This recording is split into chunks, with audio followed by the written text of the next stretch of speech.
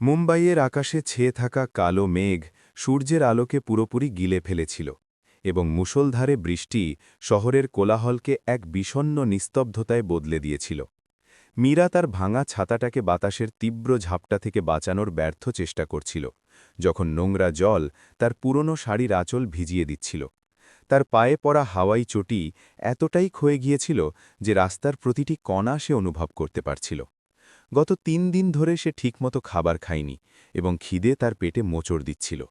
কিন্তু শারীরিক খিদের চেয়েও বড় চিন্তা তার মনের ওপর বোঝা হয়ে বসেছিল, যা তাকে থামতে দিচ্ছিল না। তার ব্যাগে রাখা ফাইল ভিজে যাচ্ছিল, যার মধ্যে তার ডিগ্রিগুলো ছিল, যা এখন রদ্দির কাগজের চেয়ে বেশি কিছু মনে হচ্ছিল না। মীরা একটি উঁচু ইমারতের রিসেপশনে তার ফাইল রাখল এবং আশাভরা চোখে রিসেপশনিস্টের দিকে তাকাল, যে নাক সিটকে তাকে পিছিয়ে যাওয়ার ইশারা করল। এটি আজকের পঞ্চম অফিস ছিল, যেখানে সে চাকরির ভিক্ষা চাইতে এসেছিল, এবং সব জায়গা থেকেই সে ধিক্কার পেয়েছিল। ম্যানেজার তাকে নিজের কেবিনে ডাকল এবং মীরা কাঁপতে থাকা হাতে নিজের ডিগ্রিগুলো এগিয়ে দিল। কিন্তু লোকটা কাগজগুলোর দিকে না তাকিয়েই তাকে আপাদস্তক দেখল। তার চোখে মীরার দারিদ্র্যের প্রতি উপহাস ছিল, এবং সে রুক্ষ স্বরে বলল যে তাদের কোম্পানির একটা স্ট্যান্ডার্ড আছে, যা মীরার মতো কেউ নষ্ট করে দেবে। মীরা নিজের ঠোঁট কামড়ে ধরল, যাতে তার চোখ দিয়ে অপমানের জল গড়িয়ে না পড়ে, এবং সে মাথা নিচু করে সেখান থেকে বেরিয়ে এলো।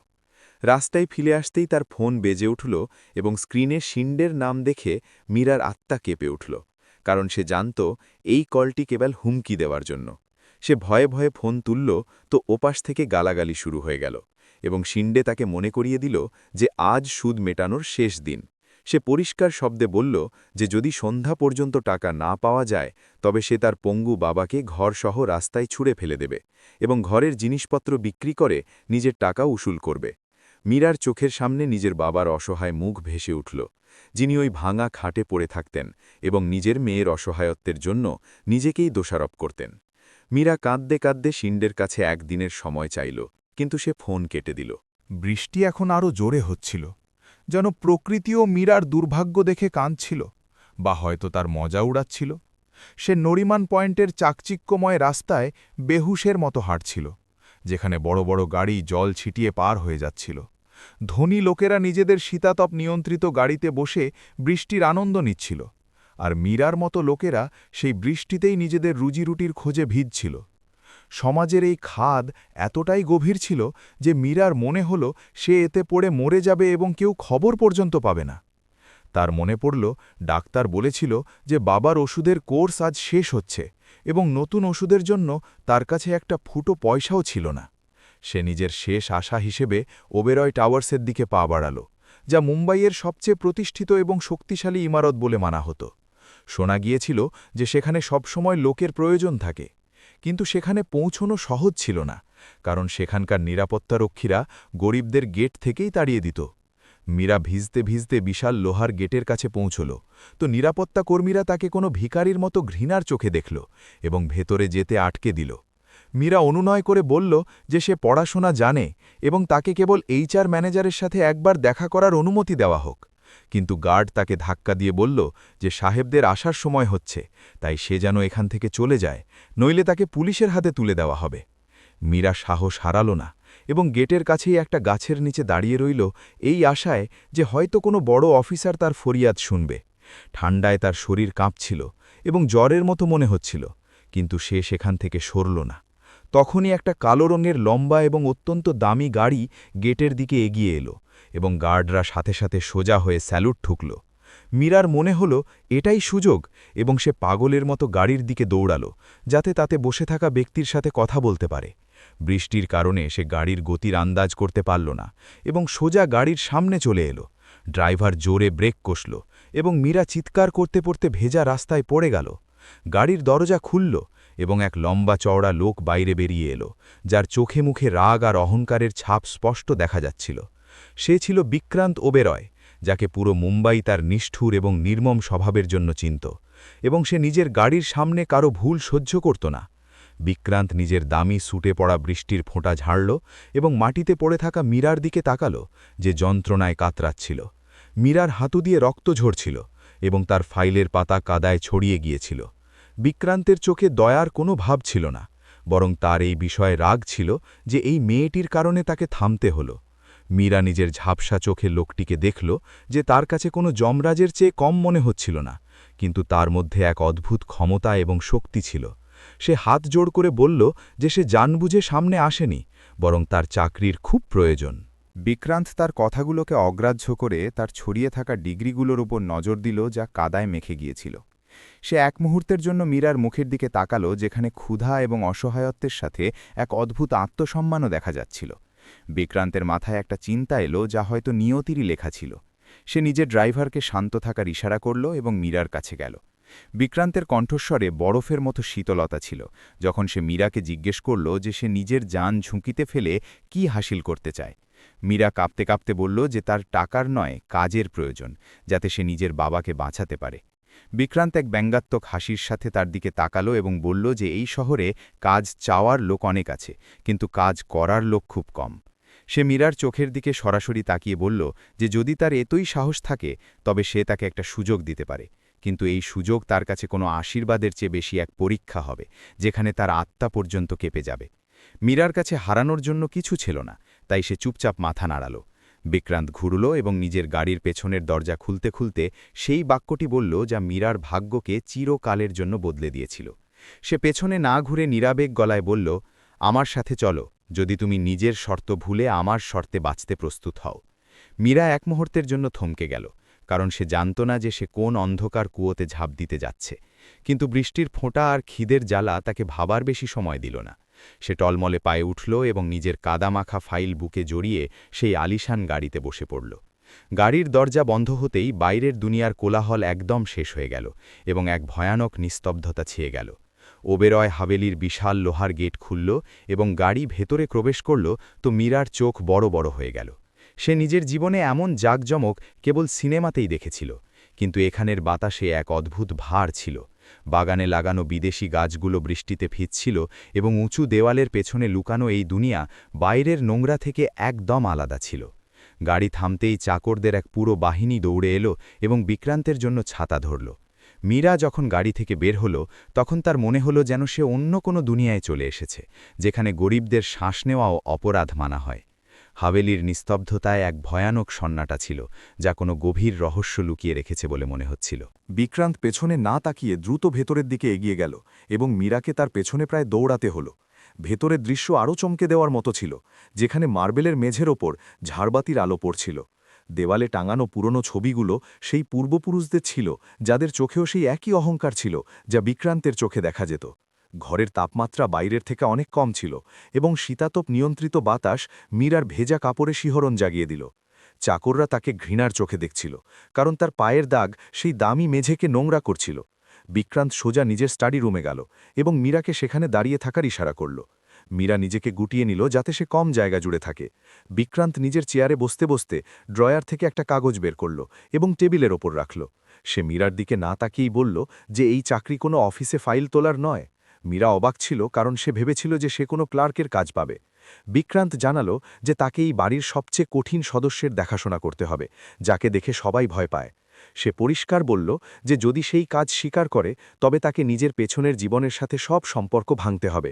তাকে এখানেই এই হাভেলিতে থাকতে হবে এবং বাইরের দুনিয়ার সাথে তার যোগাযোগ পুরোপুরি শেষ হয়ে যাবে। এই শর্ত শুনতেই মীরার বুক জোরে ধকধক করতে লাগল, কারণ তার বাবার চিন্তা তাকে ভোগাচ্ছিল। বিক্রান্ত তাকে নিয়ে ওপরের তলায় গেল, যেখানে এক বন্ধ ঘরের বাইরে দুজন চাকর ঘাবড়ে দাঁড়িয়েছিল। ভেতর থেকে জিনিস ভাঙার এবং চিৎকার করার শব্দ আসছিল, যা মীরাকে ভয় পেতে বাধ্য করে দিল। বিক্রান্ত দরজা খুলল, তো দৃশ্য দেখে মীরার আত্মা কেঁপে উঠল। ঘরের মাঝখানে 7 বছরের একটি বাচ্চা বসেছিল, যার চারপাশে ভাঙা খেলনা ছড়িয়েছিল। সে ছিল আরব, যে নিজেরই দুনিয়ায় বন্দী থাকত এবং কাউকে নিজের কাছে আসতে দিত না। বিক্রান্ত জানালো যে এই বাচ্চা কথা বলতে পারে না এবং একে সামলানো লোহার চনা চিবানোর মতো কঠিন। গত 10 জন আয়া কাজ ছেড়ে পালিয়েছে, কারণ আরবের রাগ এবং তার কাণ্ড কারখানা সহ্য করা সবার সাধ্যের কথা ছিল না। বিক্রান্ত মীরার চোখে মুখে ভয়ের ভাব দেখল এবং একটা চেক তার সামনে নাড়ালো, যার উপর লেখা অঙ্কটা এতটাই বেশি ছিল যে মীরার বাবার চিকিৎসা এবং সব ঋণ মুহূর্তেই শেষ হয়ে যেতে পারত। সে নিষ্ঠুরভাবে হাসতে হাসতে বলল যে এই টাকা তার বিশ্বস্ততা এবং এই বন্দি দশার দাম। মীরার সামনে দুটো রাস্তা ছিল, একদিকে সেই দারিদ্র্য আর অপমান, আর অন্যদিকে এই সোনার খাঁচা। তার শিন্ডের হুমকি আর বাবার অসহায় মুখ মনে পড়ল। সে নিজের আত্মাকে মেরে কাঁপতে থাকা হাতে চেকটা ধরে নিল। এটা কেবল একটা চাকরির চুক্তি ছিল না, বরং এটা ছিল তার স্বাধীনতার সওদা, যা সে নিজের মজবুরির হাতে বিক্রি করে দিয়েছিল। তখনই বারান্দায় এক বয়স্ক মহিলার লাঠির ঠোক আওয়াজ গুঞ্জরিত হল, যিনি ছিলেন সাবিত্রী দেবী। তিনি মীরাকে আপাদমস্তক দেখলেন এবং নাক ছিটকে বললেন যে এই সাধারণ মেয়ে আরবকে কি সামলাবে। বিক্রান্ত নিজের দাদির কথাকে অগ্রাহ্য করে দিল এবং মীরাকে আরবের ঘরে যাওয়ার আদেশ দিল। মীরা ঘরে পা রাখতেই তার পেছনে দরজা বন্ধ করে দেওয়া হল। আরব তাকে বড় বড় চোখে দেখল এবং তার হাতে ধরা কাঁচের গ্লাস মীরার দিকে ছুঁড়ে মারল। কাঁচ মীরার কপালে পাশ দিয়ে গিয়ে দেওয়ালে ধাক্কা খেল এবং চুরচুর হয়ে গেল। মীরা বুঝে গেল যে এই আলিশান ঘরটি এখন তার যুদ্ধক্ষেত্র, যেখানে তাকে প্রতিটা মুহূর্ত লড়তে হবে। মীরা নিজের ভয়কে গলার নিচে নামাল এবং মেঝেতে ছড়িয়ে থাকা কাঁচের টুকরোগুলোকে খালি হাতে জড়ো করতে শুরু করল। যখন আরব এক কোনায় দাঁড়িয়ে তাকে কোনো শিকারী পশুর মতো দেখছিল। ঘরের বাইরে থেকে সাবিত্রী দেবীর কর্কশ গলা শোনা গেল, যিনি চাকরদের বলছিলেন যে রাস্তা থেকে তুলে আনা এই মেয়ে একদিনও টিকতে পারবে না। মীরা সেই খোঁটাগুলোকে না শোনার ভান করল এবং আরবের জন্য খাবারের থালা আবারও সাজাল, কিন্তু বাচ্চাটি তাকে আবারও ধাক্কা দিয়ে দিল, যার ফলে ডাল আর ভাত দামি কার্পেটে ছড়িয়ে গেল। মীরা এবার কোনো প্রতিক্রিয়া দিল না এবং চুপচাপ নোংরা পরিষ্কার করতে লাগল, কারণ সে বুঝে গিয়েছিল যে এই বাচ্চাকে রাগ দিয়ে নয়, বরং ধৈর্য দিয়েই জয় করা যেতে পারে। রাতের অন্ধকার গভীর হতে থাকল এবং বাইরে তুফানি বৃষ্টি ওবেরয় হাভেনিকে এক ভুতুড়ে দুর্গে পরিণত করে দিয়েছিল, যেখানে বাতাসের সাঁই সাঁই শব্দ কারোর কান্নার মতো মনে হচ্ছিল। আরব নিজের আলিশান বিছানায় শোয়ার বদলে জান্নার কাছে গুটিসুটি মেরে বসেছিল এবং প্রতিবার বিদ্যুৎ চমকালেই তার ছোট শরীর ভয়ে কেঁপে উঠছিল। মীরা লক্ষ্য করল যে তার চোখে কেবল জেদ ছিল না, বরং এক গভীর একাকিত্ব ছিল, যা তাকে ভেতর থেকে খেয়ে ফেলছিল। সে অনুভব করল যে এই বাচ্চাটিও তারই মতো ভাগ্যের মার খাওয়া, যাকে সোনার খাঁচায় বন্দি করে দেওয়া হয়েছে। মীরার মন গলে গেল এবং সে ধীরে ধীরে সেই ভীত বাচ্চার কাছে মেঝেতে বসে পড়ল। মীরা তার থলে থেকে সেই পুরনো বাঁশিটি বের করল, যা তার বাবার শেষ স্মৃতিচিহ্ন ছিল এবং যাকে সে নিজের প্রাণের চেয়েও বেশি সাবধানে রাখত। সে খুবই ধীর স্বরে বাঁশি বাজাতে শুরু করল এবং ঘরে এক মিষ্টি ও বেদনাদায়ক পাহাড়ি সুর গুঞ্জরিত হতে লাগল, যা সোজা আত্মায় গিয়ে স্পর্শ করছিল। সুরের সেই লহর ঘরের থমথমে নিস্তব্ধতাকে ভেঙে দিল এবং বাতাসে এক অদ্ভুত শান্তি ছড়িয়ে দিল। আরব চমকে পেছনা ঘুরে দেখল এবং তার পাথরের মতো চোখে প্রথমবারের মতো রাগের বদলে মাসুমিয়াত এবং কৌতূহলের ঝিলিক দেখা গেল। সে ধীরে ধীরে নিজের মুষ্টি খুলতে লাগল এবং সেই সুরের দিকে এমনভাবে আকৃষ্ট হয়ে এগিয়ে এলো যেন কোনো তৃষ্ণার্ত জলের দিকে আসে। বাঁশির জাদুকরী আওয়াজ আরবের মনে চলতে থাকা তুফানকে শান্ত করে দিল এবং সে ইতস্তত করতে করতে মীরার কাছে এসে বসে পড়ল। সে নিজের মাথা মীরার হাঁটুতে না রাখলেও সে এতটা কাছে ছিল যে মীরা তার নিঃশ্বাসের উষ্ণতা অনুভব করতে পারছিল। মীরা চোখ বন্ধ করে বাজানো চালিয়ে গেল এবং তার চোখের জল সেই সঙ্গীতে নিজের বেদনা মিশিয়ে দিল, যার ফলে সেই সুর আরও করুণ হয়ে উঠল। নিজের স্টাডি রুমে বসে বিক্রান্ত স্ক্রিনে লাগানো ক্যামেরার মাধ্যমে এই দৃশ্য দেখছিল এবং তার হাতে ধরা কলম মাঝপথেই থেমে গেল। সে আজ পর্যন্ত আরবকে কারো সাথে এতটা শান্ত এবং সহজ হতে দেখেনি। বিক্রান্তের পাথরের মতো চোখে এক আলোড়ন হল এবং সে নিজের বুকে কিছু একটা গলতে অনুভব করল, যা সে বহু বছর আগে কবর দিয়েছিল। সে সবসময় বিশ্বাস করত যে দুনিয়ার সব কিছু টাকা দিয়ে কেনা যায় এবং আবেগের কোনো মূল্য নেই, কিন্তু আজ ওই গরিব মেয়েটি নিজের ভাঙা বাঁশি দিয়ে সেটা করে দেখিয়েছিল, যা দুনিয়ার সবচেয়ে দামি ডাক্তার এবং খেলনা করতে পারেনি। তাকে স্ক্রিনে দেখা মীরার মুখ কোনো দেবীর মূর্তির মতো শান্ত এবং পবিত্র মনে হচ্ছিল।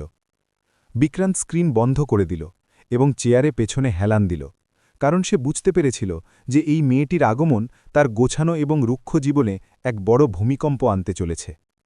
কিছু সপ্তাহ কেটে গিয়েছিল এবং ওবেরয় হাভেলির পরিবেশ বদলাতে শুরু করেছিল, কারণ আরব এখন মীরাকে ছাড়া এক মুহূর্তও থাকতে চাইত না। কিন্তু এক দুপুরে যখন আরব হলে খেলছিল, তখন তার হাত ভুল করে সাবিত্রী দেবীর পছন্দের প্রাচীন ফুলদানির সাথে লেগে গেল। চিনিমাটির সেই দামি ফুলদানি মাটিতে পড়তেই টুকরো টুকরো হয়ে গেল এবং তার বিকট শব্দে পুরো হাভেলি কেঁপে উঠল। সাবিত্রী দেবী নিজের ঘর থেকে বেরিয়ে এলেন এবং নিজের সবচেয়ে প্রিয় বস্তুকে ভাঙা দেখে তার মুখ রাগে লাল হয়ে গেল। তিনি কাঁপতে থাকা হাতে নিজের লাঠি তুললেন এবং না ভেবেই আরবের দিকে বাড়িয়ে দিলেন, যাতে তাকে এই ভুলের শাস্তি দিতে পারেন। মীরা যেমনই লাঠিটিকে আরবের দিকে আসতে দেখল, সে নিজের প্রাণের তোয়াক্কা না করে ঝাঁপিয়ে পড়ল এবং বাচ্চাটিকে নিজের বাহুতে ঢেকে নিল। সাবিত্রী দেবীর ভারী লাঠি আরবকে লাগার বদলে মীরার পিঠে সজোরে আঘাত করল, যার ফলে তার চিৎকার বেরিয়ে গেল। যন্ত্রণার এক তীব্র ঢেউ তার মেরুদণ্ডে দৌড়ে গেল, কিন্তু সে নিজের বাঁধন আলগা করল না এবং আরবকে নিজের বুকের সাথে আগলে রাখল।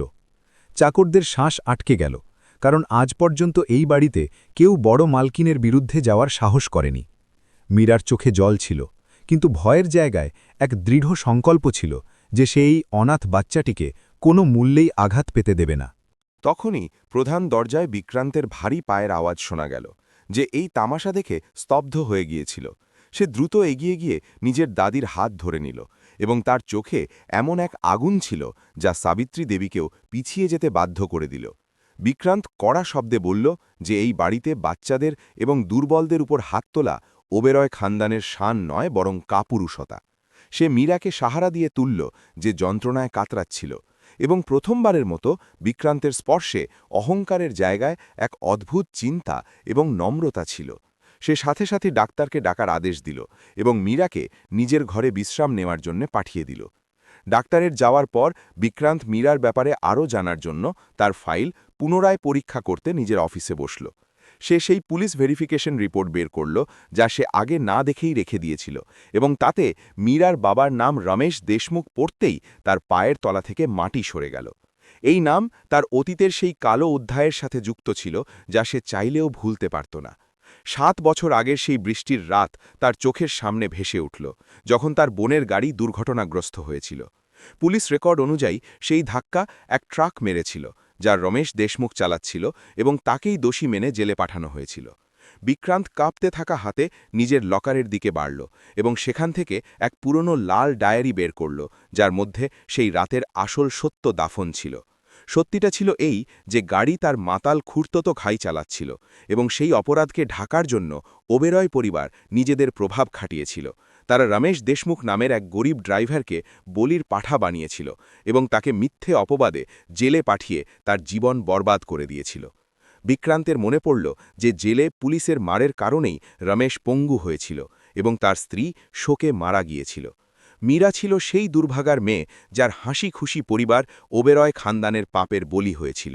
বিক্রান্তের মনে হল যেন কেউ তার গলা টিপে ধরেছে এবং তার শ্বাস নিতেও কষ্ট হতে লাগল।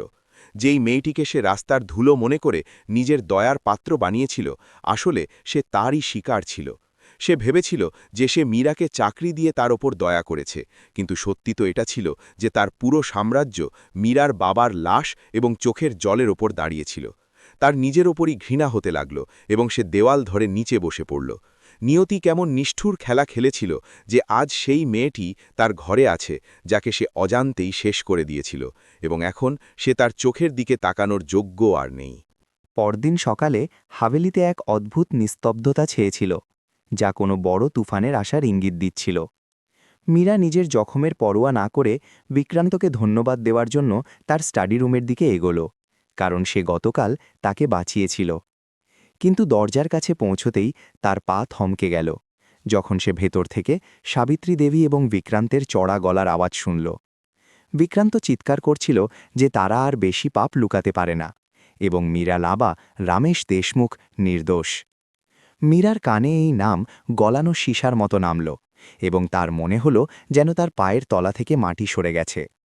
মীরা কোনো টোকা না দিয়েই দরজা খুলে দিল, এবং তার চোখে জলের বদলে আগুন জ্বলছিল। বিক্রান্ত এবং সাবিত্রী দেবী তাকে সেখানে দাঁড়িয়ে থাকতে দেখে পাথরের মূর্তির মতো হয়ে গেল, এবং ঘরে নিস্তব্ধতা নেমে এলো। মীরা বিক্রান্তের চোখের দিকে তাকালো, এবং তাকে সেখানে লজ্জা ছাড়া আর কিছু নজরে এলো না, যা তার অপরাধের সাক্ষী দিচ্ছিল। সে কাঁপতে থাকা ঠোঁটে জিজ্ঞেস করল যে এটা কি সত্যি যে তার মায়ের মৃত্যু এবং বাবার পঙ্গুত্বের কারণ ওবেরয় পরিবার। বিক্রান্তের কাছে কোনো জবাব ছিল না, এবং তার মৌনতাই তার স্বীকারোক্তি হয়ে গেল, যা মীরার হৃদয়কে চুরমার করে দিল। মীরা সেই মুহূর্তেই সিদ্ধান্ত নিয়ে নিল যে সেই পাপের উপার্জনের 1 টাকাও নিজের কাছে রাখবে না, চাই তাকে না খেয়েই কেন মরতে না হোক। সে নিজের ঘরে গেল এবং নিজের পুরনো ব্যাগ ওঠাল, যার মধ্যে তার স্বাভিমানী দুনিয়া সিমটে ছিল। বিক্রান্ত তার পেছনে দৌড়াল এবং তাকে আটকানোর চেষ্টা করল, কিন্তু মীরা তাকে ঝটকা মেরে সরিয়ে দিল। সে চিৎকার করে বলল যে তোমাদের ধনীদের মনে হয় সব ভুলের দাম টাকা দিয়ে মেটানো যায়, কিন্তু আমার বাবার হারানো সম্মানের কোনো মূল্য নেই। সে মুষলধারে দেশটির মধ্যেই হাভেলি থেকে বেরিয়ে গেল এবং পেছনে ঘুলেও দেখল না। মীরার চলে যাওয়ার পর হাভেলি আবারও জনশূন্য হয়ে গেল এবং আরাভ খাওয়া দাওয়া ছেড়ে দিল, যার ফলে তার অবস্থা খারাপ হতে লাগল। বিক্রান্ত নিজের আলিশান চেয়ারে বসে শূন্যে তাকিয়েছিল এবং তার নিজের দৌলত মাটির সমান মনে হচ্ছিল। সে অনুভব করল যে সে মীরাকে নয়, বরং নিজের শেষ আশা এবং মানবতাকে হারিয়ে ফেলেছে। সাবিত্রী দেবী তাকে বোঝালেন যে ব্যাপারটা ধামাচাপা পড়ে যাবে, কিন্তু বিক্রান্তের বিবেক এখন জেগে উঠেছিল। সে সিদ্ধান্ত নিল যে এখন তাকে নিজের খানদানের মিথ্যে সম্মানের চিতায় সত্যকে জ্বলতে দেওয়া যাবে না, চাই এরপর ইনাম যাই হোক। পরদিন মুম্বাইয়ের সব নিউজ চ্যানেলে একটাই খবর চলছিল, যা পুরো শহরকে নাড়িয়ে দিয়েছিল। বিক্রান্ত ওবেরয় একটি প্রেস কনফারেন্স ডেকেছিল এবং পুরো দুনিয়ার সামনে নিজের পরিবারের কালো সত্য উগরে দিয়েছিল। সে স্বীকার করল যে 7 বছর আগে হওয়া অ্যাক্সিডেন্টে রমেশ দেশমুখ নির্দোষ ছিলেন এবং আসল অপরাধী তার খুড়তুতো ভাই ছিল, যাকে বাঁচানোর জন্য প্রমাণ মেটানো হয়েছিল। সে পুলিশ কমিশনারকে নিজে প্রমাণ তুলে দিল এবং নিজেকে আইনের হাতে তুলে দেওয়ার কথা বলল। এটি এমন এক প্রায়শ্চিত্ত ছিল যার আশা কেউই মুম্বাইয়ের এই নির্দয় বিজনেস টাইকুনের থেকে করেনি। মীরা নিজের ঝুপড়িতে বসে নিজের বাবার পায়ে মালিশ করছিল যখন পাশের বাড়ি থেকে টিভিতে এই খবর গুঞ্জরিত হল। সে দৌড়ে বাইরে এলো এবং স্ক্রিনে বিক্রান্তকে হাত জোর করে ক্ষমা চাইতে দেখে তার চোখ দিয়ে কান্নার বন্যা বয়ে গেল। তার বাবা রমেশও দেখে কেঁদে ফেললেন, কারণ 7 বছর পর তাদের কপাল থেকে হত্যাকারীর কলঙ্ক মুছে গিয়েছিল। মীরার বিশ্বাস হচ্ছিল না যে যেই লোকটিকে সে পাথর দিল মনে করত, সে তার জন্য নিজের সবকিছু বাজি রেখে দিয়েছে। এটি কেবল একটি খবর ছিল না, বরং এটি কর্মের হিসাবের ভারসাম্য ছিল যা আজ পূর্ণ হল। সন্ধে হতে হতে মীরার বস্তির বাইরে একটি সাধারণ ট্যাক্সি এসে থামল এবং তা থেকে বিক্রান্ত নামল। আজ তার সাথে কোনো বডিগার্ড ছিল না এবং না তার মুখে সেই পুরনো অহংকার ছিল। সে কাদা ভরা রাস্তা দিয়ে হাঁটতে হাঁটতে মীরার ঝুপড়ির সামনে পৌঁছাল, যেখানে পুরো মহল্লা তাকে ঘিরে দাঁড়িয়েছিল। বিক্রান্ত রমেশ দেশমুখের সামনে হাঁটু গেড়ে বসল এবং তাদের পা ছুঁয়ে নিজের পরিবারের পাপের জন্য ক্ষমা চাইল। এই দৃশ্য দেখে সেখানে উপস্থিত প্রত্যেক ব্যক্তির চোখ ভিজে গেল, কারণ তারা কখনো কোনো ধনীকে গরিবের সামনে এভাবে ঝুঁকতে দেখেনি। মীরা দরজায় দাঁড়িয়েছিল এবং তার বুক জোরে জোরে ধকধক করছিল, কারণ তার সামনে সেই লোক ছিল যে নিজের ভুল শুধরানোর জন্য নিজেকে শেষ করে দিয়েছিল। বিক্রান্ত মীরার দিকে তাকালো এবং বলল যে এখন তার কাছে দেওয়ার মতো দৌলত নেই, কিন্তু সে একটা পরিষ্কার মন নিয়ে এসেছে। সে জানালো যে আরব তাকে ছাড়া মরে যাবে এবং হয়তো সে নিজেও এখন তাকে ছাড়া অসম্পূর্ণ। সে মীরার কাছে চাকরিতে ফিরে আসার জন্য নয়, বরং আরবের মা এবং তার সাথী হয়ে সেই ঘরকে সামলানোর অনুরোধ করল। মীরা নিজের বাবার দিকে তাকালো এবং তিনি ভেজা চোখে হাসতে হাসতে তাকে যাওয়ার অনুমতি দিয়ে দিলেন। মীরা জানত যে পুরনো তিক্ততা পুষে রাখলে জখম কখনো সারে না এবং ক্ষমা করাই সবচেয়ে বড় ধর্ম। সে ধীরে ধীরে এগিয়ে এলো এবং সে বিক্রান্তের হাত ধরে নিল, যে এখনও হাত জোর করে দাঁড়িয়েছিল। বৃষ্টি আবারও শুরু হয়ে গিয়েছিল, কিন্তু এবার এই বৃষ্টি দুঃখের ছিল না, বরং মিলন এবং নতুন শুরুর ছিল।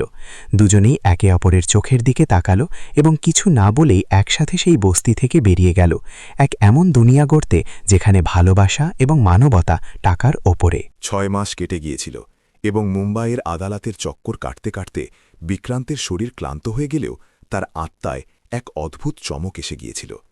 সে নিজের সব সম্পত্তি এবং কোম্পানির শেয়ার বিক্রি করে বিনিয়োগকারীদের এবং কর্মচারীদের ক্ষতিপূরণ করে দিয়েছিল, যার পর তার কাছে কেবল একটা সাধারণ জীবনযাপনের মতো টাকা বেঁচেছিল।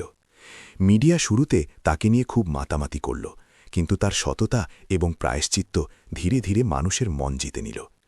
এখন সে মুম্বাইয়ে নেকড়ে ছিল না, বরং এক এমন মানুষ ছিল যে নিজের ভুল শোধরানোর জন্য নিজের সব কিছু উৎসর্গ করে দিয়েছিল।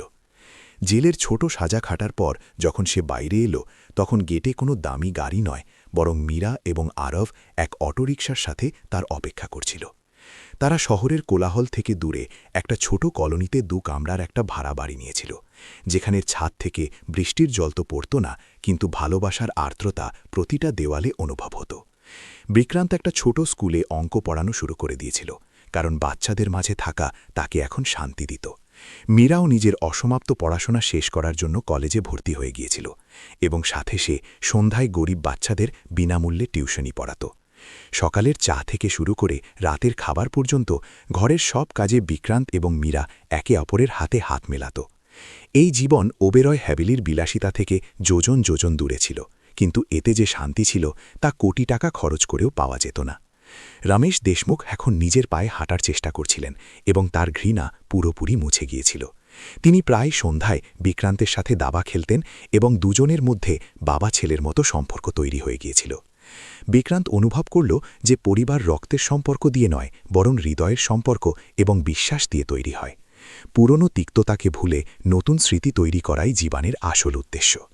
কখনো কখনো যখন তারা বাজারে যেত তো লোকে বিক্রান্তকে চিনে ফেলত এবং তাকে সম্মানের নজরে দেখত, যা সে আগে কখনো পায়নি। সে বুঝে গিয়েছিল যে ভয় দেখিয়ে কামানো সম্মান অস্থায়ী হয়, কিন্তু ত্যাগ দিয়ে কামানো আদর চিরকাল থাকে। আরাবের জীবনে সবচেয়ে বড় পরিবর্তন এসেছিল, কারণ এখন সে ভীত সন্ত্রস্ত বাচ্চা ছিল না, বরং এক হাসি খুশি ছেলে হয়ে গিয়েছিল। মীরা তার জন্য ঘরেই একটা ছোট দুনিয়া বানিয়ে দিয়েছিল, যেখানে তাকে নিজের কথা বলার জন্য শব্দের প্রয়োজন হতো না। কিন্তু এক বৃষ্টির সন্ধ্যায় যখন বিদ্যুৎ জোরে চমকল, তো আরাফ ভয় পাওয়ার বদলে মীরার হাত শক্ত করে ধরে নিল। সে মীরার চোখের দিকে তাকালো এবং তার ঠোঁট কাঁপল। অনেক চেষ্টা করার পর তার মুখ থেকে যে প্রথম শব্দটি বের হল তা ছিল মা। এই শব্দ শুনে মীরার চোখ দিয়ে কান্নার ধারা বইতে শুরু করল এবং সে আরফকে বুকে জড়িয়ে ধরল। এটা তার তপস্যার সবচেয়ে বড় ফল ছিল। বিক্রান্ত যে বারান্দায় দাঁড়িয়ে বৃষ্টি দেখছিল দৌড়ে ভেতরে এলো এবং তিনজনই এক আবেগঘন আলিঙ্গনে আবদ্ধ হল। সেই মুহূর্তে ঘরে কোনো সংলাপের প্রয়োজন ছিল না, কারণ তাদের হৃৎস্পন্দন একই লয়ে চলছিল। মীরা বিক্রান্তের দিকে তাকালো এবং তার চোখে একটা প্রশ্ন ছিল যে তার কি নিজের সিদ্ধান্তের উপর কোনো আক্ষেপ আছে।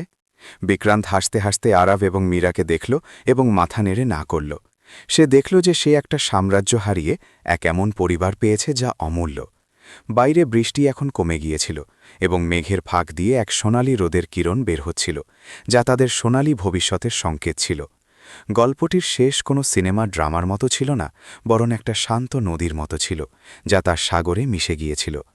ভাগ্য তাদের এক অদ্ভুত মোড়ে মিলিয়েছিল এবং কর্মফল তাদের আলাদা করার চেষ্টা করেছিল, কিন্তু ভালোবাসা এবং ক্ষমা তাদের চিরকালের জন্য এক করে দিল। মুম্বাইয়ের সেই রাস্তাগুলো যা কখনো মীরার জন্য কাঁটায় ভরা ছিল, এখন ফুলের মতো মনে হচ্ছিল। তারা জানত যে জীবনে মুশকিলে এখনও আসবে, কিন্তু এখন তারা একা ছিল না। শেকল ভেঙে গিয়েছিল এবং তারা এখন এক নতুন ভোরের দিকে এগোচ্ছিল, যেখানে প্রতিটি দিন এক নতুন আশা নিয়ে আসতে চলেছে। এবং এভাবেই সেই সফর, যা এক সওদা দিয়ে শুরু হয়েছিল, এক অটুট বন্ধনে গিয়ে পূর্ণ হল। 2 বছর চোখের পলকে কেটে গিয়েছিল এবং আজকের সন্ধ্যা সেই ছোট বস্তির জন্য অত্যন্ত বিশেষ ছিল, কারণ আজ দীপাবলি ছিল। মীরা নিজের উঠোনকে মাটির প্রদীপ এবং গাঁদা ফুল দিয়ে সাজিয়েছিল, যার সুগন্ধ বাতাসে মিশেছিল। ওবেরয় হাভেলির সেই জাঁকজমকপূর্ণ পার্টিগুলোর তুলনায় এই সাজসজ্জা খুবই সাধারণ ছিল, কিন্তু এতে যে আপনত্ব ছিল তা সেখানে কখনো পাওয়া যায়নি। বিক্রান্ত এখন দামি স্যুটের বদলে সাধারণ সুতির কুর্তা পায়জামা পরেছিল এবং ঘরের দেওয়ালে আলোর মালা লাগাচ্ছিল। তার চোখে মুখে এখন টেনশনের রেখা নয়, বরং এক স্থায়ী শান্তি দেখা যেত, যা পরিশ্রমের উপার্জনে আসে। আরাফ এখন 9 বছরের হয়ে গিয়েছিল এবং তার দুনিয়া এখন নিস্তব্ধ ছিল না, কারণ স্কুলে সে নতুন বন্ধু বানিয়ে নিয়েছিল। সে উৎসাহের সাথে দৌড়ে এলো এবং বিক্রান্তের হাত ধরে তাকে নিজের বানানো রঙ্গোলি দেখাতে নিয়ে গেল। বিক্রান্তের চোখ ভিজে এলো যখন সে দেখল যে আরাফ রঙ্গোলির মাঝখানে 3টি আকৃতি বানিয়েছিল, যা ছিল তাদের 3 জনের পরিবার। কখনো যেই বাচ্চাকে সে বোঝা মনে করত, আজ সেই তার বাঁচার কারণ হয়ে গিয়েছিল। আরাফ প্রথমবারের মতো তাকে স্পষ্ট গলায় পাপা বলে ডাকল, তো বিক্রান্তের মনে হলো যেন সে দুনিয়ার সবচেয়ে বড় সম্মান পেয়ে গেছে। কিছুক্ষণ পরেই প্রতিবেশীরা মিষ্টি এবং উপহার নিয়ে আসতে শুরু করল, যার মধ্যে কোনো লোক দেখানো ব্যাপার ছিল না, বরং কেবল সত্যিকারের ভালোবাসা ছিল। রমেশ দেশমুখ এখন ক্রাচে ভর দিয়ে হলেও নিজের পায়ে দাঁড়িয়েছিলেন এবং গর্বের সাথে সবাইকে বলছিলেন যে তার জামাই কিভাবে বস্তির স্কুলের ভুল পাল্টে দিয়েছে। বিক্রান্ত যে কখনো কেবল লাভ এবং ক্ষতির ভাষা বুঝত, আজ লোকের সুখ দুঃখ ভাগ করে নিচ্ছিল। সেখানে উপস্থিত প্রতিটি ব্যক্তি এটা ভুলে গিয়েছিল যে সে কখনো মুম্বাইয়ের সবচেয়ে ধনী এবং অহংকারী লোক ছিল। এখন সে কেবল বিক্রান্ত ভাই ছিল, যে বিপদে সবার আগে তাদের পাশে দাঁড়াত। রাত গভীর হলে যখন বাজির শব্দ থেমে গেল, তো মীরা এবং বিক্রান্ত ছাদের কার্নিশে বসে টিম করতে থাকা তারাদের দেখতে লাগল। মীরা নিজের মাথা বিক্রান্তের কাঁধে রাখল এবং সেই পুরনো বাঁশির সুর গুনগুন করতে লাগল, যা তাদের প্রথমবার জুড়েছিল। বিক্রান্ত মীরার হাতের তালুতে এক ছোট বাক্স রাখল, যার মধ্যে হীরের আংটি নয়, বরং তার স্কুলের প্রথম বেতন দিয়ে কেনার রূপোর নুপুর ছিল। মীরার চোখ দিয়ে খুশির জল গড়িয়ে পড়ল, কারণ এই উপহারের দাম কোটি টাকার সম্পত্তির চেয়ে অনেক বেশি ছিল।